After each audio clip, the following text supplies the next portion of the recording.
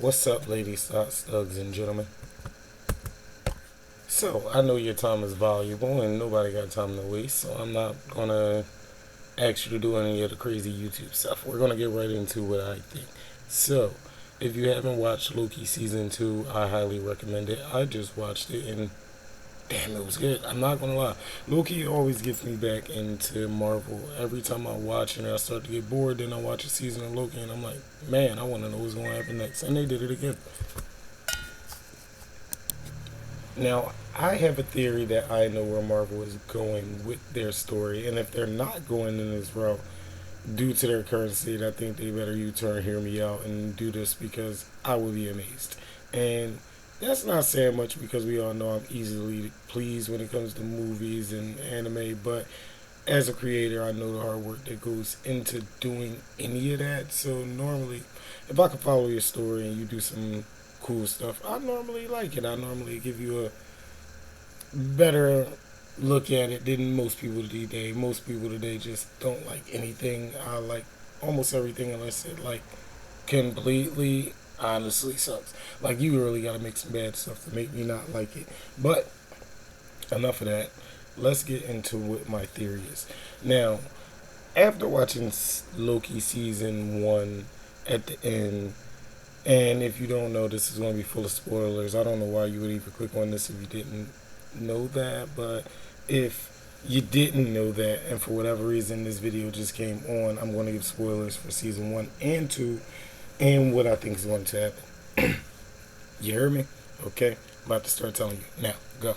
So, after season 1, when Loki and Sylvie made it to the end, after watching this season, I had one question in my mind about He Who Remains. And that question was, why Loki? And that stuck with me. So when I watched season 2, you meet this great character called OB, and a lot of, let's just say, a lot of going back and forth referring to the Ouroboros goes on with him with an infinite loop. It's the snake eating its tail symbol. It's like the infinity sign. And that left me with my second question because they do it a lot in season 2. They hint at Ouroboros loops a lot with names and the TVA book and so forth. But basically, I'm about to give you a rundown of what happened in season 2. In season 2, they have to go get another variant of Kang because they have this machine that is basically in simple terms a filter for timelines, and as the timelines go through it, it makes an infinite loop, and it's about to blow up. That's basically the ins and outs of season 2. You're all caught up, but at the end of the season, Loki comes to the realization after some time shenanigans that he can't stop this thing from blowing up, so he becomes the god of stories. And that basically means that when this thing blows up, all of the timelines and like strands start to die. He grabs them, fills them with his energy, and makes the Norse tree that Thor refers to in his movie, giving life to all the timelines. So I'm being very vague about it because I suggest people watch that season. I don't suggest you watch a whole thing of nothing. But in this season, I've come to the realization that I know what Marvel is going to do. Because at the end, Loki sits on a chair and brings life to all of the timelines, right? So, if you're hearing this theory, let's just assume you watched season 1 and 2. And if you haven't, go back to that and then return back to this video at the timestamp of 4 minutes. So, at the end of the season, when Loki sits in the chair, it left me with my thought from season 1, which was, why did Kang choose Loki? And then it hit me. Because that's who he got the power from. And this made perfect sense to me with the hints at him and the Ouroboros. The only thing that I saw that Loki and Kang have in common, well, they have a lot in common. By the end, you'll see like how Kang came to his realization of what he should do with the infinite loop.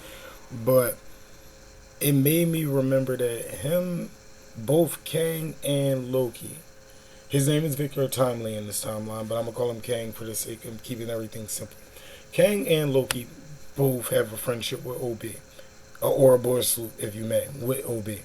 And when you see Victor Timely, he's very harmless, and I think that's what Marvel wanted you to see, like a very harmless version of Kang, and maybe not all of them are bad, but the message of Loki is that I think you will always arrive at a certain point, no matter what you try to do, and it's about what you do after that.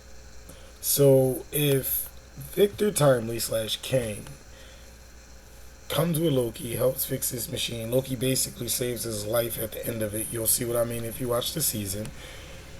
It made me think after the conversation with Kang and Loki, that's how Kang knew who to get the power from. Something's going to happen, the universal war that he keeps referring to. Because if you look in season 2, you will see when he's making the images of himself walking around with the lantern and all that and taming alive, when you look at him, he's pretty much like a doctor. And then I was like, dang, that's Victor Tomley with a haircut. And his stuttering thing that he does might throw you off, but I think he will get over that over time. He will have to, like he said, be brave. And when the Universal War comes and Ramona Renslayer comes back, she's going to remember he's the one that she gave the book to. So I think that's how they're going to go into the whole let's work together thing, because I'm pretty sure if you watch the end, you'll see that Ramona ends up in a place where I think she's the one that met alive. I don't know if she tames him or how that goes, but I know Kang is going to know about Alive from her. And during the season, you see him erase her memories and all of them. And I don't think this was for a nefarious purpose. I think this was because of after the multiversal war, he wanted all of them to live in peace. And the only way to do that was, like Thanos said, let them have a world. He wanted to make a world and erase the thought, the memory, so that they never knew what they lost. And I think they're going to lose so much during the Universal War that when they form the new planet, that's what he's erasing their memories for. So, how did I get to this point? I think that there's going to be a Kang Beyonder. There's a lot of reasons for this. I will get to that. But let me start off first by saying, what has Marvel done that we liked in the past and fixed? Thanos.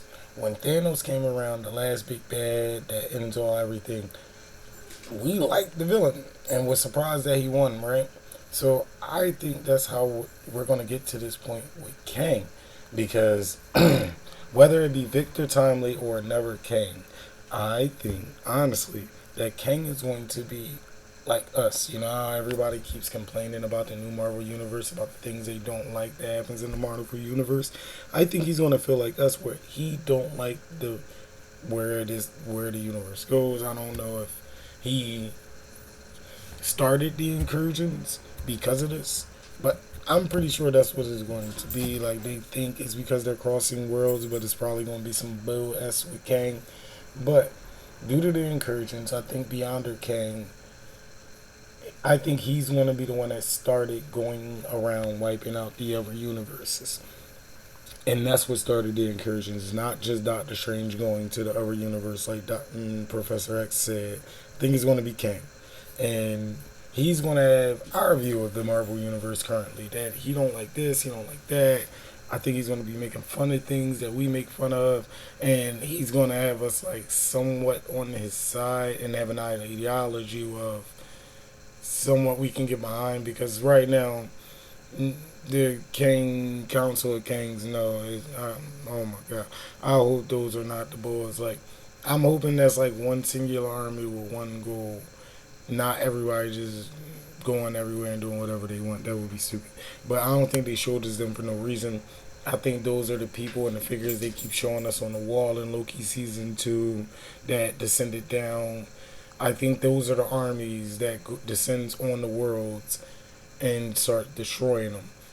And at the end of all of that, I think that Victor Timely Kang will have to get the power from Loki. whether they have another conversation like they did in Logan season 2. So, like, I like their conversations. They're always a back and forth, make you think this, that, and the third. However it goes, whether Loki needs to leave the seat or he gives Kang the seat, I think that's going to be the Ouroboros loop. And I think that's what's going to be the problem that somebody else breaks. Like, I don't think it's going to be Loki. I think Loki, I'm pretty sure, even if it's at this point when they break the loop, I think that's how Kang gets back to Loki at the Citadel, because Victor Timely's going to realize to fix whatever's going on with the Universal Wars, that he takes that little lantern, probably teams up with Ramona, goes to Loki at the end of time, the same way Sylvie did. And I think Ramona this time is going to be in Sylvie's place, where it's just like, yeah, she just want to murk him, you know? And I think it's going to be a reverse. I think it's going to be season 1 in reverse from Kang. Victor Timely is going to be walking around with the lantern with Ramona at the end of time. They don't get along, just like Sylvie and Loki didn't get along in the beginning. And eventually come to, ready to knock boots. But I think when he goes to the end of time, instead of there being a bunch of Lokis, there's going to be a bunch of the Kangs. And they got to use alive to eat them. They get to the end of time, and Loki is going to be sitting there at the chair.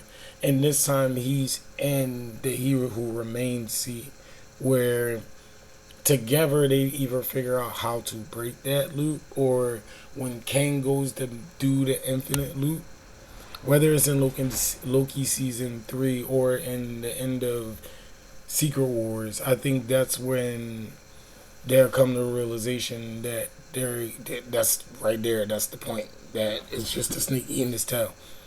And I really think OB is going to be the man behind the curtain. I don't think it's going to be who we think. And I'm like, because it's just something about OB. I don't know, bro. I don't know. I'm very suspicious about this character. I love him to death, and that's why I'm suspicious about him in so many ways, that I think there's only so many times that Bo gonna read that book where it's not a version of him that ain't on some stuff. Because I know he's a villain in the comic books, so I'm like, I can't wait to see. But that's my theory on where this goes. I think this is an Ouroboros loop, that Kang and Ramona will be the new Loki and Sylvie, and when they get to the end of time, they're going to realize the loop and then break it down. And if Marvel don't do that, I mean, they should just shoot themselves in the foot. They're already doing bad. I mean, Loki's there. If you didn't see season 2, you should watch season 2. That's all I'm going to say about that. But I try not to really spoil what goes on in season 2, because I still want you to see it. So once you see it, you probably will come to the realization of, that guy might have been right. And if one of these Marvel execs see this and you're not doing this, I think, just let me know, man. Just give me a shout out. I don't even need no sponsors and all that. I ain't here for all of that. But with all that being said, hope y'all have a good day. Hope your day is always good. And with that, we out.